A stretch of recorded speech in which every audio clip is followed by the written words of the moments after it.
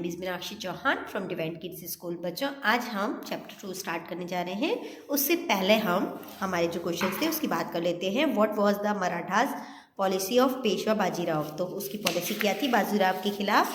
तो आपको यहाँ पर क्वेश्चन फर्स्ट का आंसर देखिए, पॉलिसी क्या थी। Peshwa Bajirao set a target to host the Marathas flag from Attock to Cuttack. ये आपके क्वेश्चन नंबर जो 1 है उसका आंसर यहाँ पर लिखा हुआ है।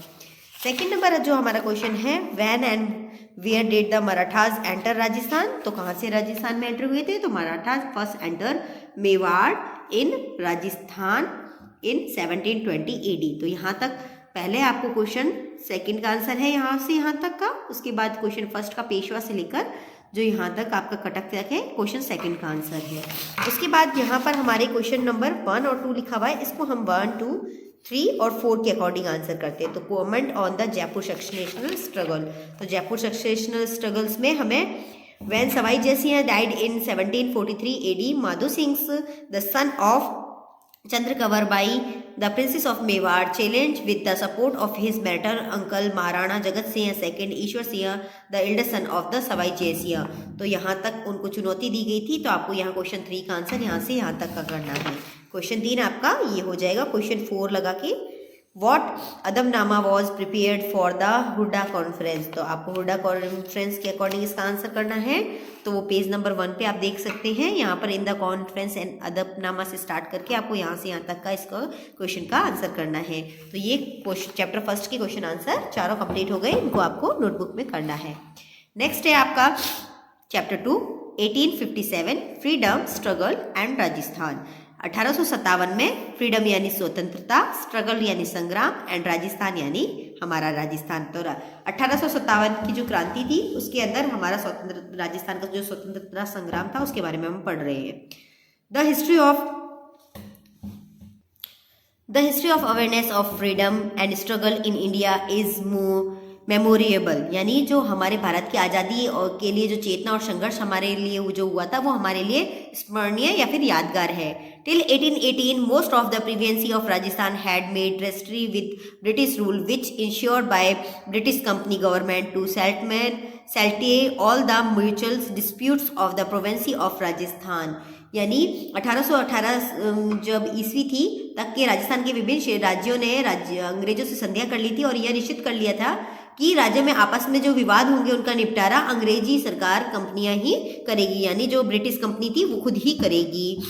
But the British company by interfering in internal affairs impairing the interests of peasants and common people speedily dissatisfactions in Rajasthan.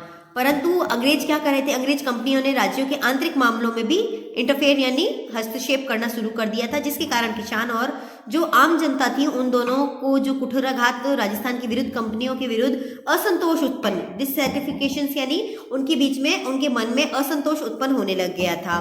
Case of 1857 revolutions इन राजस्थान, यानी 1857 की जो क्रांति है उसके होने के क्या कारण थे, कारण जो केसेस थे, कारण क्या थे वो है। फर्स्ट है interfering the company in the internal affairs of the provinces, यानी कंपनी का राज्यों के आंतरिक जो शासन था उनके अंदर बहुत ही ज्यादा हस्तक्षेप बढ़ता जा रहा था। Ignoring the conditions of the treasury, the British began to interfere in the internal affairs of administrations of the provinces such a possessions of the fort of Jodhpur in 1839 AD। यानी संधि पत्र की शर्तों को उन्होंने अनदेखी कर दिया, उन्होंने उनको स्वीकार नहीं किया, उनको अनदेखा कर दिया और राज्यों के आंतरिक मामलों में भी वो हस्तक्षेप करने लगे थे। 1839 ईस्वी हुई थी तो जोधपुर के किले पर अधिकार मंगलोर के युद्ध में कोटा महाराव के विरुद्ध दीवान जालम सिंह की मदद से उन्होंने जो किया था वो आगे बढ़ रहे हैं। तो जोधपुर के जो किले के ऊपर अधिकार किया Diwan Zalim Singh against Kota Maharawal in the battle of Mangrol, continuously interfere in the administration of Marwar. यानी मेवाड़ के जो प्रशासन में बार बार हस्तक्षेप हो जा रहा था, जिससे कि अंग्रेजों ने राजाओं की प्रभुसत्ता एकदम समाप्त कर दी थी कि उनको वो कुछ भी काउंट नहीं कर रहे थे, जो राजा थे उनकी कुछ नहीं मान रहे थे, उन्हें अपनी कृपा दृष्टि पर निर्भर बना दिया कि यानी सब हैं तो कौन है, ब्रिटिश सरकार है, बाकी कोई नहीं है। सेकेंड पॉइंट है discontent of the question of successional in provision, यानी राज्यों में उत्तराधिकारी का प्रश्न है वो खड़ा हो गया था कि उत्तराधिकार कौन बनेगा। The company tried to impose their decisions on the previency of in the matter of adoptions by the childless kings and interfered in Alwar province by dividing into two provinces in 1826 AD, यानी निसंतान जो राजा थे जिनके बच्चे नहीं होते थे उनको गोद लेने द्वारा जो संबंधी मामले होते थे, कंपनी ने अपना निर्णय देशी रियासतें थी उन पे ला दिया कि आप किसी भी बच्चे को अडॉप्ट नहीं कर सकते, किसी को भी बच्चे को गोद नहीं ले सकते, जिसमें 1826 ईस्वी में जो अलवर राज्य था उसमें हस्तक्षेप कर अलवर राज्य को 2 हिस्सों में उन्होंने बांट दिया था।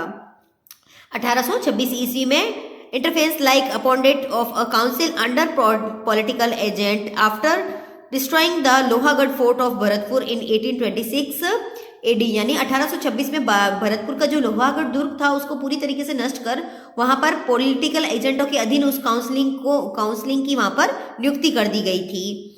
Establishing British control over Banswara due to the minority of Maharaval Lakshman Singh in 1844 AD strengthened the feelings of disconnecting amongst the kings against the company government, यानी 1844 ईस्वी में बांसवाड़ा जो महारावल लक्ष्मण सिंह की नाबालिगता के कारण अंग्रेजों ने उनकी नियंत्रण की स्थापना की। आदि हस्तक्षेप से कंपनी जो सरकार के विरुद्ध थी, राजाओं में उनके बीच में बहुत ही असंतोष हो गया, यानी जो महाराजा लक्ष्मण सिंह थे वो कम एज के थे, तो कम एज के होने के कारण उन्होंने कहा वो राजगद्दी पे नहीं बैठ पाएंगे, तो इस कारण वहाँ के जो राजा थे उनमें बहुत ही असंतोष उत्पन्न हो गया था।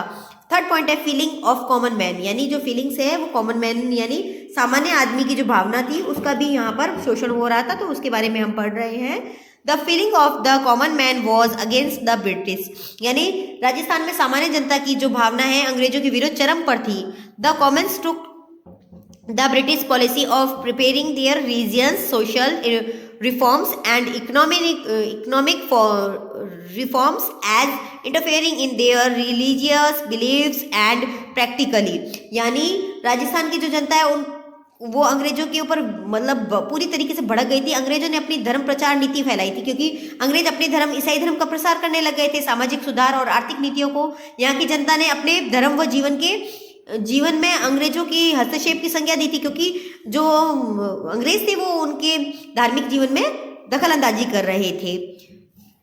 The loot of Nasirabad military camps by Dungji Jawaharji and Lotha Jat caused happiness among the commons, यानी डुगजी जवाहरजी और जो लोठू जाट था जो कि नसीराबाद की जो सैनिक छावनी को जिन्होंने लूटा, आम आदमी में बहुत ही प्रसन्नता का कारण बन गया था। इन तीनों की लूट के बाद सभी बहुत खुश थे कि इन्होंने उस नसीराबाद की छावनी को लूटा। फोर्थ है interfere in the financially affairs of the province, यानी राज्यों के जो आर्थिक मामले थे उनके अंदर भी जो है ब्रिटिश इंटरफेयर करने लग गए थे। The British company exploit the province financially by importance the customs of recovering khiraj, यानी जो अंग्रेजी कंपनियां थी वो राज्यों के साथ मिलकर खिराज जो वसूलने की प्रथा हो रही थी उसके कारण आर्थिक शोषण की नीति लागू कर दी गई थी, यानी लोगों को बहुत ही बुरी तरीके से उनसे जो कर लिया जा रहा था, जिससे उनका जो है वो जो खिराज है जो कृषि पर कर लिया जा रहा था, जिसके कारण उनका शोषण हो रहा था। More aware the British collected revenue in the name of the law and order condition in the Previency by establishing a battalion of Medwara in 1822, यानी जो इसके अतिरिक्त राज्यों में जो शांति की व्यवस्था के नाम पर धन वसूली की जा रही थी। 1822 ईस्वी में मेरवाड़ा की जो बटालियन की स्थापना 1834 में की गई थी, 1822 में जो उसकी स्थापना की गई थी। शेखावटी ब्रिगेड इन 1834 पे तो शेखावटी ब्रिगेड की स्थापना की गई थी। मेवाड़ भील कोर इन 1841 एडी, यानी मेवाड़ भील जो कोर की स्थापना की गई थी वो 1841 ईस्वी में की गई थी। Formed Jodhpur legion in 1835 AD. The company collect the maintenance cost of these battalions from the province, यानी जो कंपनी थी वो इन सब जो कोर यहाँ पर इन्होंने बनाई थी, जैसे आपने यहाँ मेवाड़ देखी, शेखावटी ब्रीड देखी या फिर मेवाड़ ब्रीड कोर देखी, तो इन सब जो बटालियन थी ये तो किसकी थी, अंग्रेजों की थी, पर इनके रखरखाव का खर्चा है वो हमारे राज्यों से लिया जाता था, जिसके कारण भी इनके अंदर बहुत ही रोष था, क्योंकि ये काम तो किसके लिए कर रही थी, अंग्रेजों के लिए कर रही थी और पैसा ये हमसे ले रही थी। फिफ्थ है फीडियल मोड, यानी सामंतों की मनोदशा। राज्य में पहले सामंत होते थे, उनकी जो मनोदशा है वो बहुत ही खराब हो गई थी। Period of the treasuries of 1880 AD, the rulers of the province had a depend on the feudal lords. Such depends entered after the treasury, यानी 1858 की जो संधियों के पूर्व तक के जो शासक थे वो मुख्यतः वो सामंतों पर ही निर्भर रहना पड़ता था, अतः संधियों के पश्चात सामंतों पर उनकी निर्भरता पूर्णतः समाप्त हो गई थी, यानी सामंतों की कोई भी यहाँ पर उनका कोई भी रोल नहीं बचा था। The feudal lords had the British company responsible for their painfully conditions, so their fury increased, यानी सामंत अपनी दुखद स्थिति के लिए उत्तरदायी किसको मान रहे थे, अंग्रेजों को ही मान रहे थे, क्योंकि उनके कारण ही ऐसा हो रहा था, इसलिए उनके अंदर बहुत ही रोष उत्पन्न हो रहा था। फुरी इंक्रीज यानी बहुत ही रोष, अपने को जब ज़्यादा तंग किया जाता है तो अपने में जो रोष होता है वो उनके अंदर प्रकट होने लग गया था। The thickness of अव्वा